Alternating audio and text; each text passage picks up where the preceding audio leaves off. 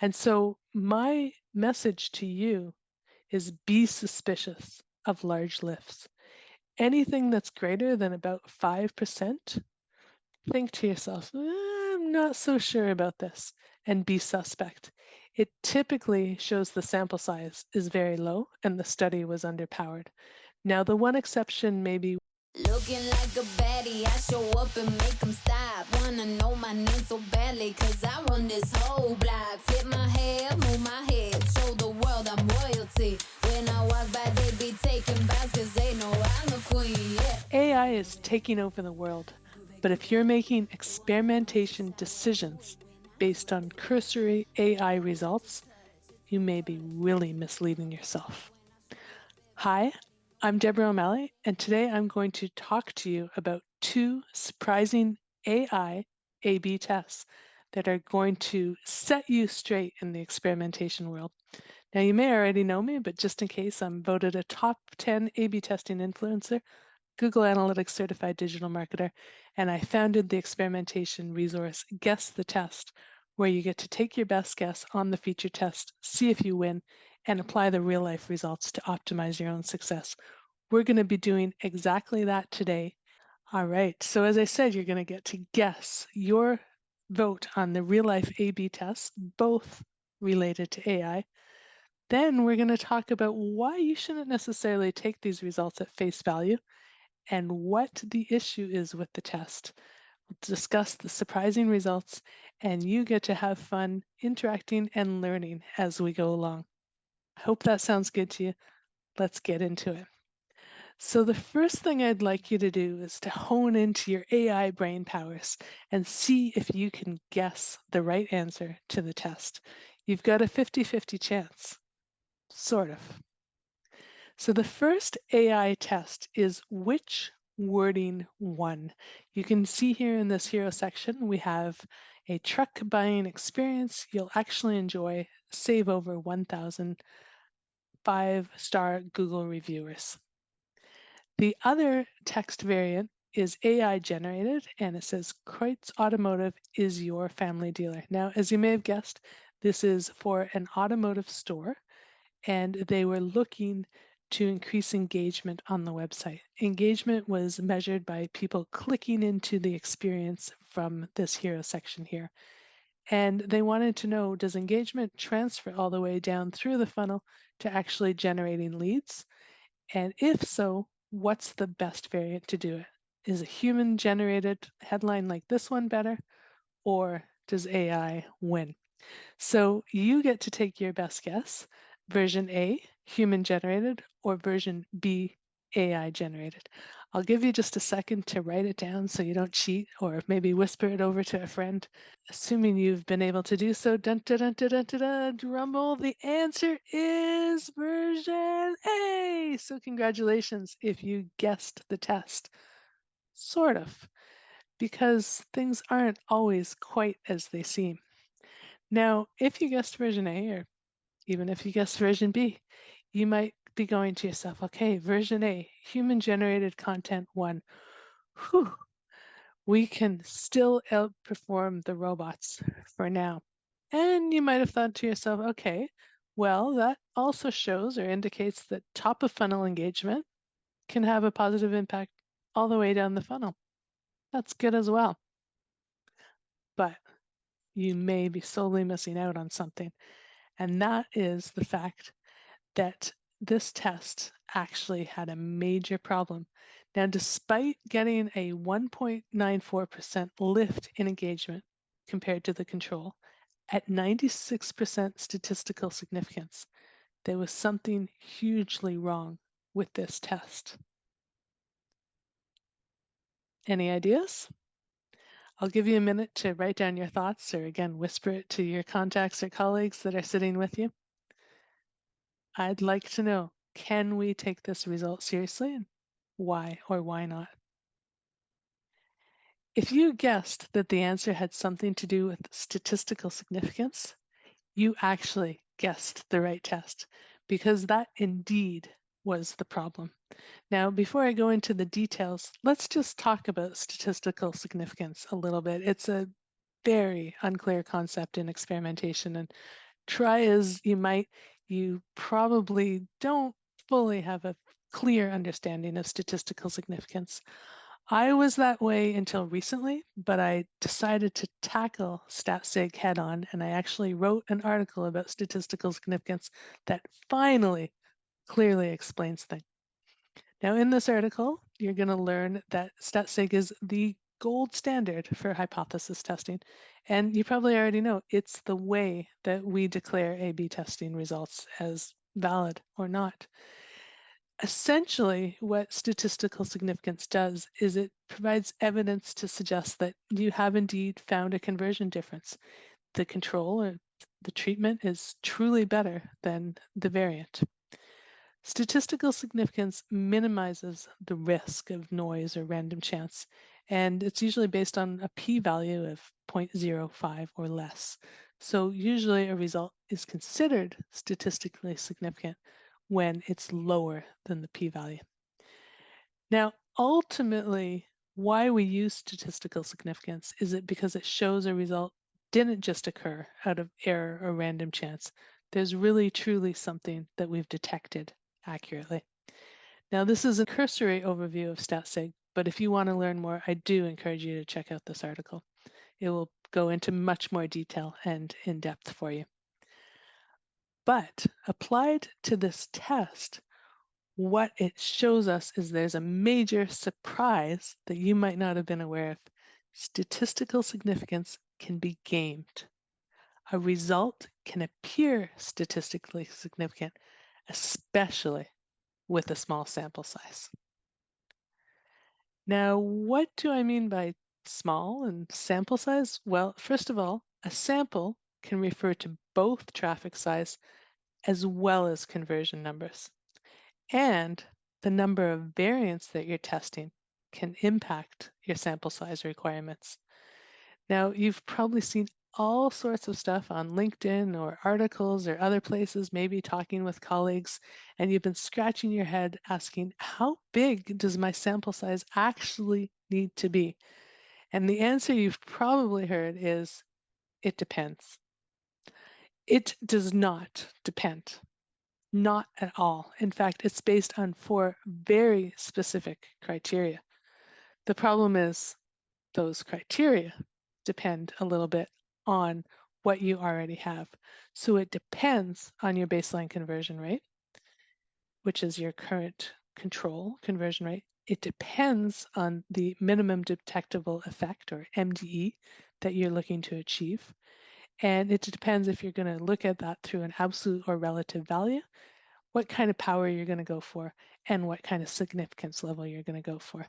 Now, all of these it depends can be calculated through an A/B testing sample size calculator like this one, where we can put in our baseline conversion rate, the rate of the current control, the minimum detectable effect, which is the expected effect or conversion difference that we expect to see, usually based on historical data. We'll keep power at a standard of 80 and significance level alpha at a standard of 5%. When we type those numbers in for this test here that we just looked at, what we see is that we need a sample size of at least 14,000 visitors per variant. Now, what I didn't tell you before I had you guess is that this test had a total of 26,000 visitors, but they were split across 3 variants, which gives us about 8,600 visitors per variant, much smaller than the 1,400 we require. So, as a result, the study actually fell short at about almost 6,000 visitors per variant, which means sample size requirements were not met. Now, I also mentioned that sample not only refers to the number of visitors, but also the number of conversions. And you may be wondering, well, how many conversions does a study need in order to meet requirement? This is Romo Santiago from Experimentation. Every week we share interviews with and conference sessions by our favorite conversion rate optimizers from around the world. So if you like this video, smash that like button and consider subscribing. It helps us a bunch. Now back to the episode. The metric that I've heard is a minimum of 300 conversions. So you need, in general, as a very broad rule of thumb, about 30,000 visitors per variant based on at least 300 conversions per variant. Now, this study, if we look at the actual results, at the highest point across the variants had 212 conversions. So that conversion criteria was also not met, and it fell short about 88 conversions per variant. As a result, our sample size requirements were not met, yet the study was statistically significant. So what gives? Well, this shows that, as I said, statistical significance can be gamed. A result can appear statistically significant, especially with a small sample. What it shows you as an experimenter is that you should not rely on statistical significance alone to know whether a test is valid. You really need to use it in conjunction with sample calculations, which ideally you've calculated ahead of running the study, so you know exactly how big of a sample you need. If you don't calculate sample size requirements ahead of time or don't have enough traffic to run and meet those sample size requirements, know that the results you're achieving may only provide directional data. They're not likely to actually be fully accurate. And so a low sample really brings into question the validity of results, even if the results are statistically significant. So, as a key takeaway for you, be wary of statistically significant results, especially when they have a low sample. Now, with that in mind, we're going to play another mind testing game and see if you can guess the test on this AI-driven A/B test study. So here we have an AI-driven headline and subheadline. The headline remained the same, Join the Revolution in Motion, but the subheadline here, also created by AI, is slightly longer than this shorter headline here. The goal was to increase click-through rates, or getting people to start on the free trial. And sample size doesn't seem like it was much of a problem, 90,000 visitors. These were audiences of designers and developers interested in creating an animated file known as a Lottie file. And this test was done for Lottie Files, which is a file design and development platform. So I want to know from you, which version do you think won? Version A with the longer AI-generated headline, or version B with the shorter AI-generated headline? So go ahead, write down your answer, or whisper your answer to a colleague, tell somebody, phone them up. Go ahead and take your best guess, version A or version B. And the answer is version B. So congrats to you if you guessed the right test. Kind of. Now, you may have been patting yourself on the back. Well done, I guess version B. And as a takeaway, I'm going to say, all right, that proves it. People don't read, they scan. You need to make headlines short and skimmable. Proof's in the pudding. You may have also thought to yourself, shorter copy has a better chance of grabbing attention and hooking the reader, so I should be using that. These are valid takeaways. They're fair. But the results of this test are not totally accurate, because what was not immediately made clear to you is that even though the test received a 45.17% conversion rate lift at 90% statistical significance, there was a problem, a big one. Any guesses on what that problem might be? The answer lies in statistical power. So we talked about statistical significance, but statistical power, what is that exactly? Well, Annotated as 1 minus beta, it measures the likelihood of actually detecting a real effect or conversion difference between the variance you're testing, assuming that a difference actually exists.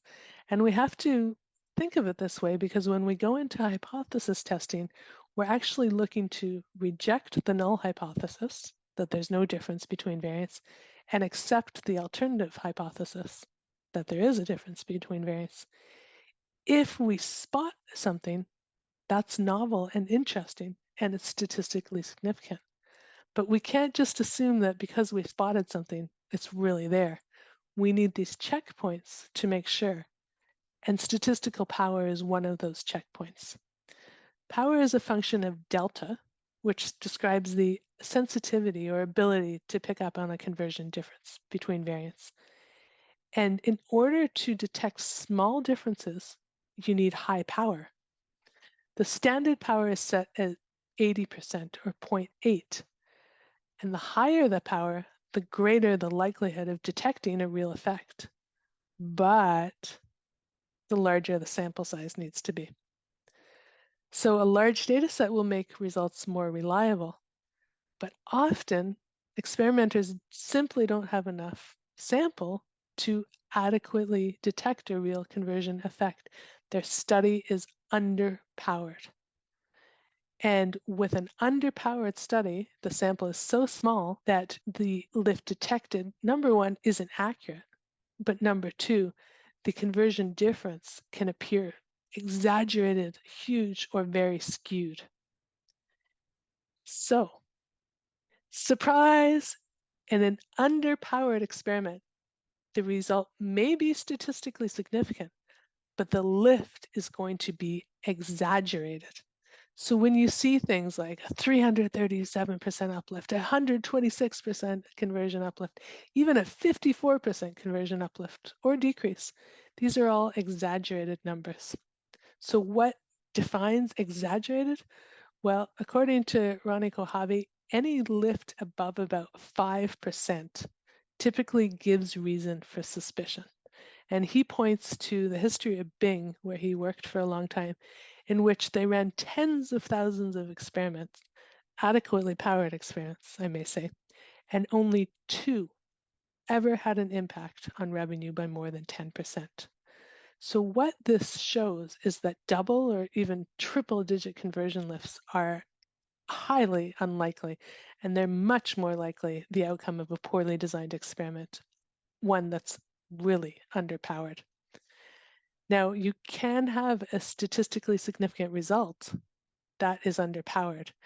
And usually when this happens, the win is going to appear huge, and it's going to end up, if you implement it, resulting in a loss.